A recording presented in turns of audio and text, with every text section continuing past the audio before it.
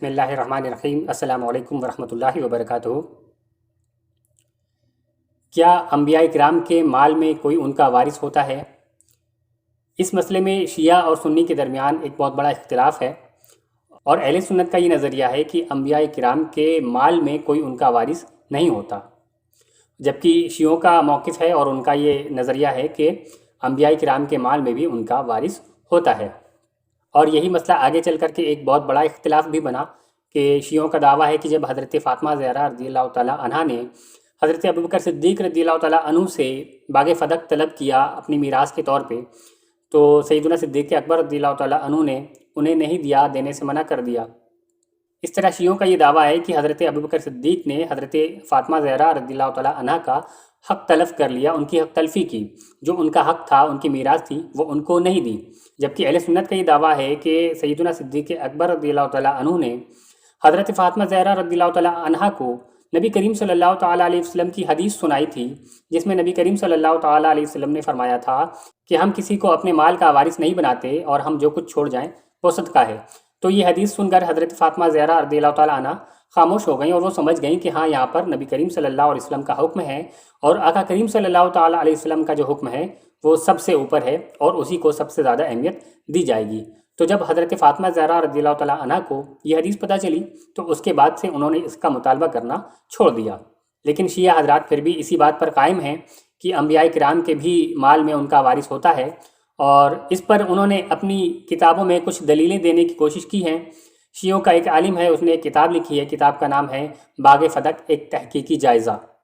اس نے قرآن کریم سے 4 آیتوں کو دلیل بنایا ہے، اور یہ دعویٰ کیا ہے کہ ان سے ثابت ہوتا ہے کہ انبیاء کرام کے بھی مال میں وارث ہوتا ہے۔ تو آج کی اس ویڈیو میں ہم انشاءاللہ تعالیٰ ان کے دلائل کا جائزہ لیں گے کہ وہ جو 4 آیتیں ہیں وہ آخر کیا ہیں، اور اس کے بعد پھر شیعہ اور سنی دونوں کی کتابوں سے آپ کے سامنے یہ مسئلہ ثابت کریں گے کہ انبیاء کرام کے مال کا وارث نہیں ہوتا ہے۔ تو آئیے ہم چلتے ہیں ان آیتوں کی طرف اور دیکھتے ہیں کہ وہ آیتیں کیا ہیں۔ سب سے پہلی جو آیت ہے وہ ہے سورہ نمل کی آیت نمبر 16۔ وَوَرِثَ سُلَيْمَانُ دَاؤُدَ، یعنی کہ حضرت سلیمان علیہ السلام یہ بیٹے تھے، اور ان کے والد حضرت داؤد علیہ السلام کے یہ وارث بنے۔ دوسری آیت ہے سورہ مریم کی آیت نمبر 5 اور 6۔ اس میں حضرت زکریا علیہ السلام کا قول یہاں پر بیان کیا گیا ہے۔ وہ فرماتے ہیں وَإِنِّي خِفْتُ الْمَوَالِيَ مِنْ وَرَائِي وَكَانَتِ امْرَأَتِي عَاقِرًا فَهَبْ لِي مِن لَّدُنكَ وَلِيًّا يَرِثُنِي وَيَرِثُ مِنْ آلِ يَعْقُوبَ وَاجْعَلْهُ رَبِّي رَضِيًّا۔ یعنی زکریا علیہ السلام نے کہا کہ اے میرے رب، میں اپنے بعد اپنے رشتہ داروں کے ناجائز تصرف سے ڈرتا ہوں، تو مجھے باوجود یہ کہ میں نہایت بوڑھا ہو چکا ہوں اور میری بیوی بھی بانجھ ہیں، مگر اپنی قدرت سے بیٹا دے جو میرا اور میرے بزرگوں کا وارث ہو۔ یہ جو ترجمہ ہے یہ خود شیعوں کا ترجمہ میں آپ کے سامنے پڑھ رہا ہوں، تاکہ شیعہ یہ نہ کہہ سکیں کہ اپنا ترجمہ پڑھ دیا۔ تیسری آیت ہے سورہ نساء کی آیت نمبر 11۔ یوصیکم اللہ فی اولادکم للذکر مثل حظ الانثیین، یعنی اللہ تعالیٰ تمہاری اولاد میں وراثت جاری کرنے کی وصیت کرتا ہے، لہٰذا مرد کو 2 عورتوں کے برابر حصہ ملے گا۔ اسی طرح چوتھی آیت ہے سورہ نساء کی آیت نمبر 33۔ وَلِكُلِّ جَعَلْنَا مَوَالِيَ مِمَّا تَرَكَ الْوَالِدَانِ وَالْأَقْرَبُونَ، یعنی ہم نے والدین اور اقربا کے ترکے میں ہر ایک کے وارث قرار دیے ہیں۔ تو یہ وہ 4 آیتیں ہیں جن کو شیعہ کے عالم نے اپنی سب سے مضبوط دلیل سمجھا ہے اس بات کے لیے کہ انبیاء کرام کے بھی مال کے وارث ہوتے ہیں۔ تو اب آئیے ان دلیلوں کا جائزہ لیتے ہیں کہ کیا واقعی یہ جو آیتیں ہیں یہ ان کی مراد کو پورا کرتی ہیں یا نہیں۔ اس میں سب سے پہلی جو 2 آیتیں ہیں، ایک سورہ نمل کی آیت نمبر 16 کہ حضرت سلیمان علیہ السلام جو تھے وہ اپنے والد حضرت داؤد علیہ السلام کے وارث بنے، اور اس کے بعد جو دوسری آیت ہے سورہ مریم کی آیت نمبر 5 اور 6، جہاں پر حضرت زکریا علیہ السلام کا ذکر ہے کہ وہ اللہ تعالیٰ سے اپنا ایک وارث طلب کر رہے تھے۔ تو آئیے ان دونوں آیتوں کی تفسیر ہم دیکھتے ہیں کہ یہاں پر کون سا وارث مراد ہے، اور تفسیر ہم خود شیعوں کی کتاب سے بھی دیکھیں گے، تاکہ وہ یہ نہ کہہ سکیں کہ اپنی کتاب سے تفسیر دکھا دیا۔ تو آئیے سب سے پہلے سورہ نمل کی جو آیت نمبر 16 ہے حضرت سلیمان علیہ السلام کے لیے، آئیے اس کی تفسیر شیعوں کی کتاب سے پیش کرتے ہیں۔ شیعوں کی مشہور تفسیر صافی میں اس آیت کے تحت امام جعفر صادق رضی اللہ تعالیٰ عنہ کا قول نقل کیا گیا ہے۔ وہ اس آیت میں فرماتے ہیں کہ اس سے مراد بادشاہت اور نبوت ہے۔ اسی طرح کی بات شیعوں کی اصول کافی میں بھی موجود ہے، اور شیعوں کی دوسری بڑی کتاب بہار الانوار میں بھی موجود ہے۔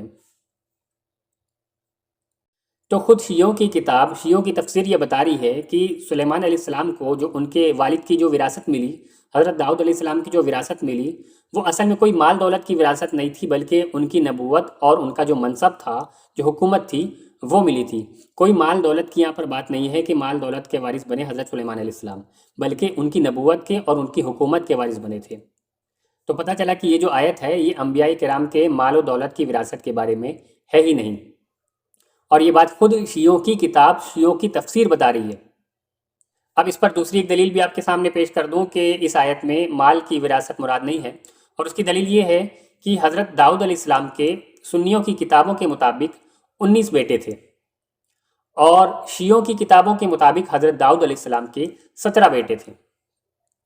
تو اگر یہاں پر مال کی وراثت مراد ہوتی تو پھر یہ کیسے ممکن تھا کہ باپ کی وراثت صرف ایک بیٹے کو یعنی سلیمان علیہ السلام کو ملتی؟ کیونکہ وراثت کا حکم تو سارے بیٹوں کو برابر سے دینے کا ہے۔ تو یہ کیسے ممکن ہے کہ اگر یہاں پر مال کی وراثت مراد ہوتی تو پھر قرآن نے صرف ایک ہی بیٹے کو وارث بنایا، جبکہ سارے بیٹوں کو وارث بنانا چاہیے تھا؟ تو اس سے بھی پتہ چلتا ہے کہ یہاں پر مال کی وراثت مراد نہیں ہے، بلکہ ان کے بعد جو نبوت جس کو ملی اور حکومت جس کو ملی، بادشاہت جس کو ملی، یہی مراد ہے کہ حضرت داؤد علیہ السلام کے جو بیٹے ہوئے حضرت سلیمان علیہ السلام، ان کو اپنے والد کی وراثت ملی، یعنی کہ وراثت میں نبوت اور حکومت ملی۔ اب آئیے شیعوں کی دوسری دلیل یعنی کہ سورہ مریم کی آیت نمبر 5 اور 6 دیکھتے ہیں۔ حضرت زکریا علیہ السلام نے فرمایا وَإِنِّي خِفْتُ الْمَوَالِيَ مِنْ وَرَائِي وَكَانَتِ امْرَأَتِي عَاقِرًا فَهَبْ لِي مِن لَّدُنكَ وَلِيًّا يَرِثُنِي وَيَرِثُ مِنْ آلِ يَعْقُوبَ وَاجْعَلْهُ رَبِّي رَضِيًّا۔ حضرت زکریا علیہ السلام نے فرمایا کہ اے میرے رب، میں اپنے بعد اپنے رشتہ داروں کے ناجائز تصرف سے، ناجائز اختیارات سے ڈرتا ہوں، تو مجھے باوجود یہ کہ میں نہایت بوڑھا ہو چکا ہوں اور میری بیوی بھی بانجھ ہو چکی ہیں، مگر اپنی قدرت سے مجھے ایک بیٹا دے جو میرا اور میرے بزرگوں کا وارث ہو۔ تو اس آیت کو دلیل بنا کر کے شیعوں نے یہ کہنا شروع کیا کہ دیکھو، حضرت زکریا علیہ السلام بھی اپنے لیے ایک وارث مانگ رہے تھے، تو اگر انبیاء کا کوئی وارث نہیں ہوتا تو پھر وہ اپنے لیے وارث کیوں طلب کر رہے تھے؟ تو اس کا جواب بھی یہی ہے کہ حضرت زکریا علیہ السلام اپنے لیے جو وارث طلب کر رہے تھے وہ اپنی مال دولت کا وارث طلب نہیں کر رہے تھے، بلکہ وہ بھی اپنی نبوت کا وارث طلب کر رہے تھے کہ ایک ایسا فرزند اللہ تعالیٰ عطا فرمائے کہ جو ان کے بعد ان کے منصب کو سنبھالے، ان کی ذمہ داریوں کو سنبھالے، اللہ تعالیٰ کی شریعت کو لوگوں میں پھیلائے اور اللہ تعالیٰ کے دین کی تبلیغ کرے۔ یہاں پر کسی بھی مال و دولت کے وارث کی بات نہیں ہو رہی ہے۔ اس کی پہلی عقلی دلیل یہ ہے کہ انبیاء کرام کا تو مزاج ایسا ہوتا ہے کہ وہ خود بھوکے رہ کر کے لوگوں کو کھانا کھلاتے ہیں۔ پورا ہفتہ ہو جاتا، 40 دن گزر جاتے، ان کے گھروں میں چولہا نہیں جلتا، اور اس کے باوجود جو کچھ مال ان کے پاس آتا اسے اللہ تعالیٰ کی راہ میں صدقہ و خیرات کر دیا کرتے تھے۔ تو انبیاء کرام کا مزاج تو ایسا ہے کہ وہ اپنے پاس مال و دولت کو جمع ہی نہیں کرتے، بلکہ وہ سب کچھ اللہ کی راہ میں خرچ کر دیا کرتے ہیں۔ تو پھر اس مزاج کے ہونے کے باوجود یہ کیسے ممکن ہے کہ کوئی نبی اللہ تعالیٰ سے یہ دعا کرے کہ یا اللہ تعالیٰ مجھے ایک ایسا فرزند عطا فرما کہ جو میری اتنی ساری دولت کا وارث بن جائے؟ پھر اس کا دوسرا جواب یہ ہے کہ اس آیت سے پچھلی جو آیت ہے یعنی کہ آیت نمبر 5 اگر اس کو دیکھ لیا جائے تو مسئلہ اور زیادہ واضح ہو جاتا ہے۔ وہ یہ کہ حضرت زکریا علیہ السلام نے فرمایا کہ مجھے اپنے بعد اپنے رشتہ داروں کے معاملے میں ڈر ہے۔ تو سوال یہ ہے کہ آخر انہیں ڈر کس بات کا تھا؟ کیا اس بات کا ڈر تھا کہ ان کے جو رشتہ دار ہیں وہ اچھے اعمال والے نہیں ہیں، اور پھر جب حضرت زکریا علیہ السلام گزر جائیں گے تو پھر وہ ان کی مال دولت کا غلط استعمال کریں گے؟ کیا اس بات کا انہیں ڈر تھا؟ اگر واقعی یہی ڈر ہوتا تو پھر اس کا سیدھا سا علاج تھا کہ حضرت زکریا علیہ السلام اپنی ساری مال دولت کو اللہ تعالیٰ کی راہ میں صدقہ خیرات کر دیتے، خرچ کر دیتے، تو اس کے بعد رشتہ داروں کے لیے ایسا کچھ بچتا ہی نہیں کہ وہ اس کا ناجائز استعمال کریں۔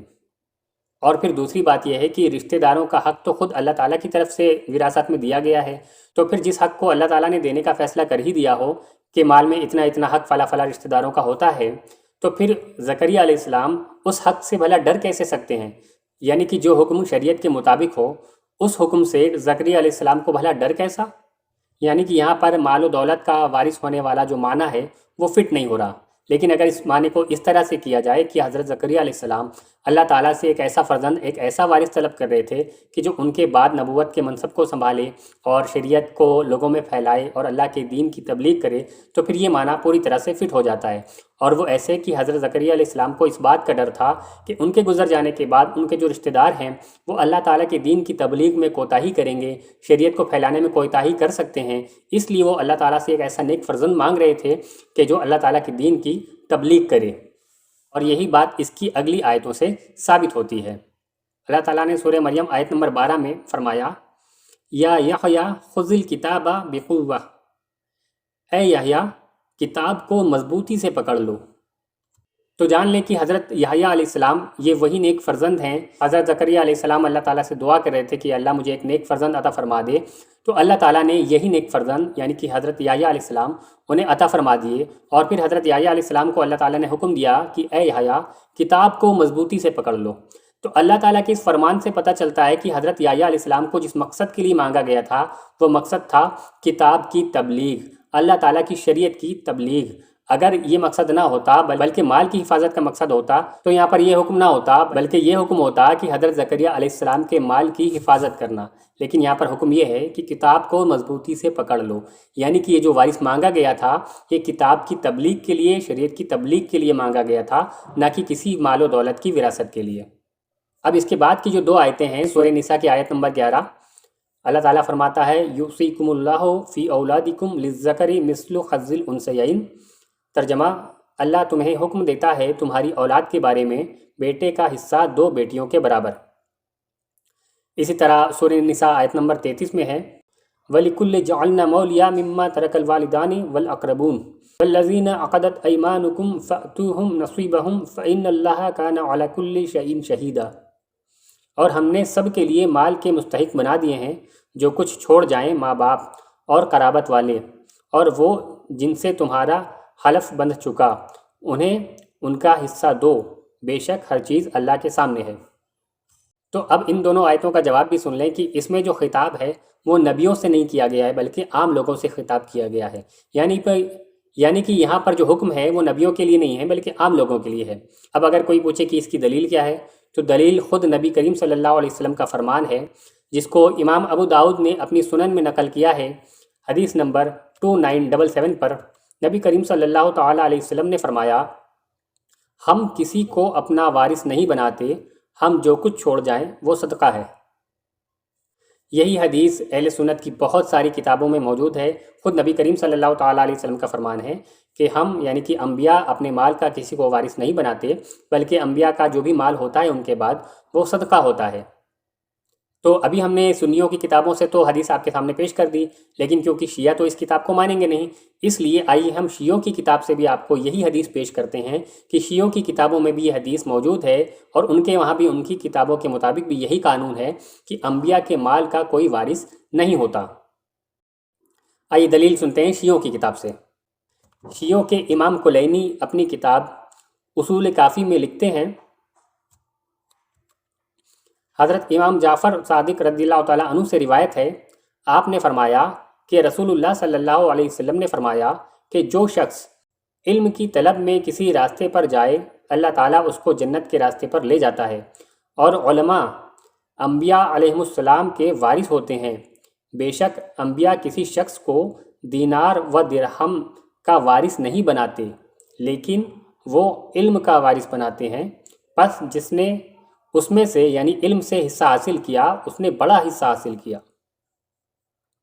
تو یہ جو کتاب ہے اصول کافی، آپ کو بتا دوں کہ یہ شیعوں کے یہاں بہت بڑا درجہ رکھتی ہے۔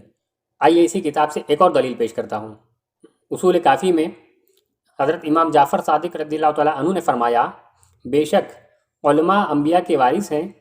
اور اس لیے کہ انبیاء نے کسی کو درہم و دینار کا وارث نہیں بنایا، اور بے شک انبیاء نے شریعت کی باتوں کا وارث بنایا ہے، بس جس نے اس میں سے لیا اس نے بڑا نصیب حاصل کیا۔ شیعوں کی کتاب سے اسی بات کے لیے میں کچھ مزید حوالے آپ کے سامنے پیش کر رہا ہوں۔ البرہان فی تفسیر القرآن جلد نمبر 1 صفحہ نمبر 12، عوالی العالی جلد نمبر 1 صفحہ نمبر 15، میزان الحکمت جلد نمبر 3 صفحہ نمبر 363، مستدرک سفینۃ البحار جلد نمبر 1 صفحہ نمبر 343، بحار الانوار جلد نمبر 1 صفحہ نمبر 164، الوجیز فی اصول العقائد جلد نمبر 1 صفحہ نمبر 63، फ़िक़्हुस सादिक़ जिल्द नंबर 1 सफ़ा नंबर 162, सीरतु अमीरुल मोमिनीन जिल्द नंबर 1 सफ़ा नंबर 202, मजमाउल बहरैन जिल्द नंबर 2 सफ़ा नंबर 197। तो शियों की किताबों से 2 रिवायतें सुनाने के बाद हमने शियों की किताबों से मज़ीद 10 हवाले आपके सामने पेश किए। अब आइए एक और हवाला उनकी दूसरी किताब से आपके सामने पेश करता हूँ। शियों की बहुत मोतबर किताब है मन ला यादुरुल फ़क़ीह।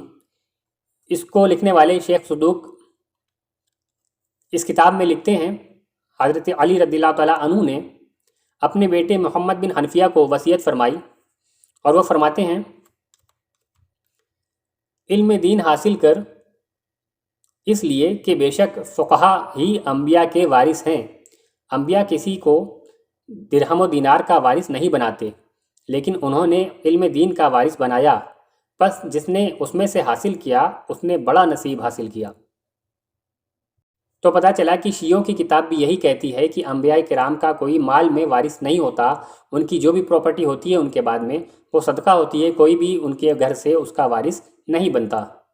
और शियों ने कुरान से जिन 4 आयतों को अपनी दलील बनाया था उन चारों के जवाब हमने आपके सामने दे दिए कि शुरू की जो 2 आयतें हैं सूरह नमल की आयत और सूरह मरियम की आयत, उसमें अम्बिया किराम का जिक्र है, लेकिन वहाँ पर जो विरासत है वो माल की विरासत मुराद नहीं है बल्कि नबूवत और शरीयत की विरासत है।